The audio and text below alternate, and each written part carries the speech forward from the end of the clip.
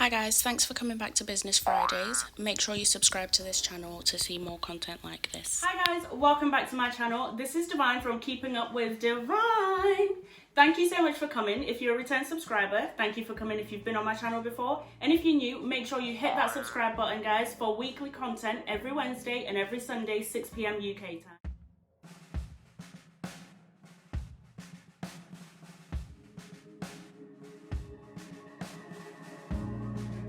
So the next question, when is it time to quit your regular job?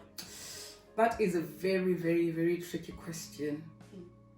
I quit my job in 2018. I started business in 2016. That's not the business that I'm doing now at the moment. The one that I actually started now I started after I quit my job. Okay. But why I'm bringing this up is because it's, my husband says, you always say this, it's a chicken and egg situation. It's very hard sometimes to give your business the full attention that it needs while you're actually working for somebody. Right, okay. Right? So I had to make a very tough decision. I remember before I actually made the decision to actually quit, I was in my blanket for 2 weeks. I was in depression. I was thinking, am I making the right decision? Am I doing the right thing? But like I said, it was I started a web development business in 2016. Amazing, by the way. Yes, well, we did make a website for design, and we had like 50 or 60 clients that we made the customers, websites for. So that was doing well. We had an office, we had two or three employees in there, a web developer, an administrator, and a graphics design. Everything was doing well, but because I was still working for somebody, and these were young people, because I like to help people, so I took people straight from university. I took people that were struggling to get jobs. So I thought I could be able to leave them to work on their own, and then I still go and work for Rolls-Royce. Right. But then I found that I was torn in between. It was really hard to juggle being in Rolls-Royce. Rolls-Royce was quite demanding, as you can imagine, and managing these guys. So I started negotiating with Rolls-Royce. Can I work 2 days a week and then have 2 days a week? And they said, okay. They said, it's going to be hard, but how are you going to do it? And I was like, I'll come in on Monday, and then on Tuesday I'll be doing my own thing, and then Wednesday I'll come back here, and then on Thursday I'll go back on my thing, and then on Friday. Then I found that those 2 days that I was not in the business, there was a lot of things that I was finding were not done, and these guys were, obviously they were young, so they needed a manager on site. So it was not possible to actually manage both. So yeah, and then I ended up saying, okay, so shall I squeeze my 2 days to Monday, Tuesday, and then I can have Wednesday, Thursday, Friday. So whenever I'm going back to Rolls-Royce, there's a big pile of things that will happen Tuesday, Wednesday, Thursday, Friday. And then whenever I'm in this side, I'm finding with those 2 days that I was missing, there's a lot of things that, so I was like, I was torn in between all, so I was like, and then I ended up thinking, tell you what, Caroline, you have to make up a decision. Where do you want to be? It wasn't making enough money at that time. That's why I said, that was another business that I was doing. So it was making money, but it was not making enough for me to actually leave my job. But I wanted it so badly. I wanted to do my own business. I wanted to run my own thing. So I said to my husband, I'll give it 6 months. At least, even if it doesn't work out, I'll tell myself, at least I tried. I don't want to die with the regret and I say, oh, I wanted to do this in life, but I never got the chance. So give me a chance. You're working. We'll try and manage one way or the other. So my husband took up some tutoring. He took up some training. That's again an advantage that I had somebody that was supporting me while I was running with my dream. But that's how we work anyway. I supported him with his dream first. So we first of all worked with him getting what he wanted, his job. So he got his job, and then I said, once you get your job and you're settled, then I can find my own thing that I want to do. So we always work like that. So it's like complementing each other. That's what we try to do. They're so sweet guys, honestly. They're so lovely. One day I'm going to tell you what they did for me in detail. I'll never forget that story. On the note of family and stuff, do you feel like it's more difficult to start a business with children? I always advise, like I say, Divine, I always advise, especially young people. I've always worked with young people ever since, I don't even know, I've always been a youth advisor in church and everything like that. So I always advise young people, especially if you've just finished uni, that's the time to start your own thing, because you don't have a lot of responsibilities. You don't have to be looking after children, you don't have to be looking after a husband, you don't have to be looking after a mother. I don't know if you can hear, but Gogo is here as well. I don't think she likes the sound of that. But a lot of young people think that they don't have time. Mm-hmm. But I want to tell you that you've got a lot of time. The most time that you spend as young people is making other people rich. Yeah. Watching Netflix is making somebody rich. That's so true. I used to think I had no time. Yeah. Until I decided to start a business. Yeah. And now I really actually have no time. Yeah, that's the thing. There's a difference. Time, well, I had this saying that time, work always fills up the time that you give it. That's true. So if you're going to clean up this room and you say, I need to do it in the whole day, you can literally spend the whole day cleaning up this room because you'll go behind and then you dust and then you put this chair and then you dust and then you do this and then literally the whole day in one room. But if you tell yourself, I've got 1 hour to clean up this room, you will be done in 1 hour because work will always fill the time that you give it. I like that. I really like that, Yeah. actually. Very true. Very true. Okay, so my next question. Is it possible to start a business without money? It is definitely possible, yes. You just have to be resourceful. It is possible. That's what I've told a lot of people, that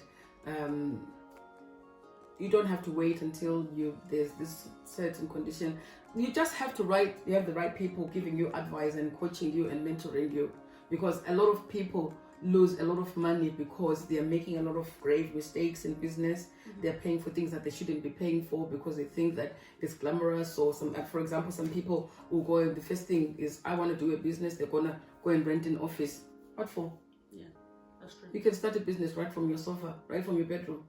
So are these the sorts of things you help people with in your consultancy? Yes, definitely, yes. Yeah. Okay, and also if someone, because I had someone ask me about what resources are available, is this something we can find out from you? Yeah, there's a lot, especially in this country. What happens is, with developed countries, they love entrepreneurs. They love people that start small businesses because they are creating employment. So when a lot of countries, they're talking about, the rate of employment in this country is this and that and that and that. Countries that are well developed, like England and stuff like that, they'll give you all the support that you need if you want to start your business, because you're going to employ this next person. Just one person, 2 people, you're taking somebody off the street. Yeah, that's true. So there's a lot of resources. That's very You true. just need to know where to find them. And you know? I'm a resourceful person. She is, guys. She really is. Yeah. Okay, a couple more questions. Would you encourage your children to start businesses? My children are already doing something. Well, I think we had a bit of this conversation earlier, and I said we are the most crazy family, because I believe that my personal belief is that everybody has got something special that God gave them that will benefit them and benefit the society. Everybody needs to be asking themselves, what is it that is unique about me? What is special about me? Why did God create me? Because God created us not just to decorate the world, but He created us because He wants us to be a part. You've got a special part that only you can play. Okay. Right? So once you discover that part, it might not become a business straight away. It might just be serving somewhere. It might be part of somebody else's business, but eventually I believe that is something that will make you live on. Right? So, like I said, my family is a very crazy one. Everybody's doing their own thing. My husband is a poet. My son Sandy is a keyboard player And a podcaster. Asha is a chef. He's a gamer, and he's a computer engineer. Yeah. He's built his own computer. So yeah, it can be crazy sometimes because everybody is running around doing their own. Nobody's actually out there to actually help the other one. But I don't want to be pulling everybody to do the same thing, because that's probably not what they're called to be. Yeah, it's just a matter of just supporting each other and finding the resources around us to make sure that our dreams come true. That's amazing. And one more question. Yeah. What advice would you give to somebody who's looking to give up on their business today? Never give up. Short and sweet. Never give up. That's a bottom line. Never give up. There is absolutely no reason why you should give up. Well, you might restructure things here and there. You might change whatever you're doing. You might take a different approach. By the way, one of the biggest advice that I can ever give anybody is do not be afraid of failing. Failure is the best teacher in life. You'd never learn anything from doing anything well. Can you say that again, please? You never learn anything from doing anything well. That's true. That's I like that. Yeah. Yeah. So like that. failure is a teacher on how not to do it next time. That's so true. So I know a lot of people are skeptical about starting business. Oh, what if it fails? What if I lose a lot of money? Well, it's part of the journey. That's so true. That's so true. I know I said that was the last question, but I think I have one more. Do you still feel like there's value in going to uni and getting a degree? Most definitely. If you want to be an entrepreneur. Most definitely. What I always say to people is, it doesn't matter what degree you do. It doesn't matter whether it's the least degree. What a degree does, and the way that I look at it as an employer now is, at what level is somebody educated to?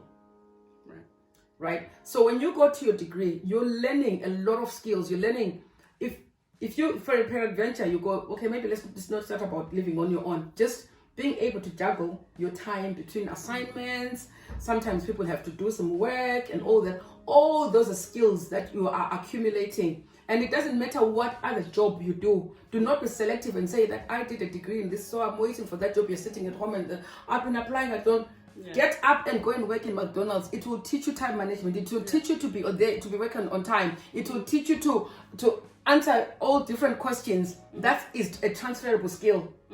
I said when I went into Rolls-Royce, they gave me an option to stick to one thing, which I did electronic engineering, or work around all other departments. I went into accounts. I went into HR. I was an engineer, but I wanted transferable skills. I wanted to know how these things are done. So when you go and work in McDonald's, when you go and do a paper round, simple as from 16-year-old, encourage your children, parents, if you're listening, encourage them to start early, because they develop a work ethic.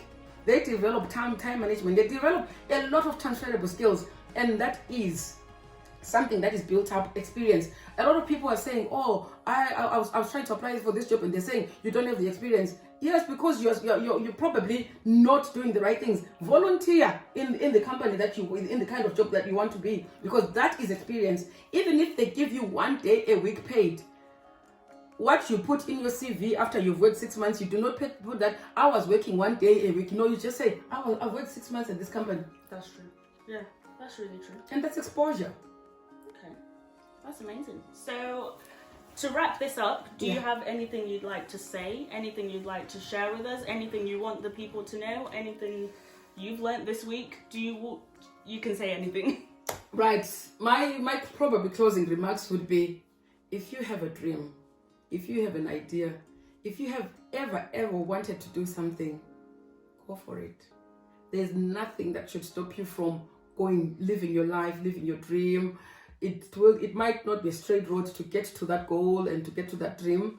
It might take years. It might take, some people are lucky, it takes 1 day, straight choo things happen. Some people it's a bendy road, it's a crooked road, but you get there in the end. So let nothing stop you. Even if you've heard stories of people that have failed and they've tried whatever, because a lot of us, especially people from Zimbabwe, oh, you're doing that one, 100 other people are doing it. It doesn't matter. If that's your dream, go for it. Oh, so I know so and so who tried it and failed. It doesn't matter. You are different. You never know. I have helped people. Well, the reason why I went into social care is because when I was doing my web development, I helped a lot of people start up their social care while I was doing their website. So they'll come to me, oh, I'm doing this, I'm doing this, I'm doing this. Some people will be like, shh, one day, the next day they're telling you, oh my goodness, I'm making so much money. What. And then some people, they come on and you do your website and you know this one, I really wish I could just do it for free, because I can see that it's not going to go anywhere. Because one, they've not done their research, they're not passionate about what they're doing, they're just doing it because they and then you see somebody else who comes to you and says, do me a website, I know I want to be go live on this day, I've already talked to this department, and then you know this person is already done their homework, and you can just tell when just a conversation with somebody that this one is going to be successful. But like I said, don't do things because somebody else is doing it. Do it because you're passionate. Do it because you know where you want it to take you, but do not stop. it might be difficult. It might be, especially the decision about when do you leave work, because again, sometimes for some people it's very difficult to juggle starting a business. But I would even encourage that that's even something that is passive, just so that it can sustain you for a while you're working on the dream. So then you can start to cut down a few hours from your work so that you can actually work on your actual dream. So there's a lot of things that you can do, passive things like internet, whatever. There's quite a lot of things. Come to me and we can have a chat. Yeah, definitely, guys. Don't forget, all her details will be down in the bio. You can check her out. Any questions you have, just ask me or ask her. Yeah. And we'd love to have you back on the channel, Gogo. Drop down in the comments, guys, if you have any questions for her. Make sure you check out all my social medias. You'll be able to get in contact with me, get in contact with her, and ask her anything you want to know. And we can have her back for more information and more tips on business if you guys like. Gogo, thank you so much for being on my channel. I really appreciate you for having me. And your wise words. And wise? I don't know. You have to. But I hope it helps somebody. A little bit. But no, guys, thank you so much for being here. I will see you on Sunday. Bye. Do you want to say bye? Bye.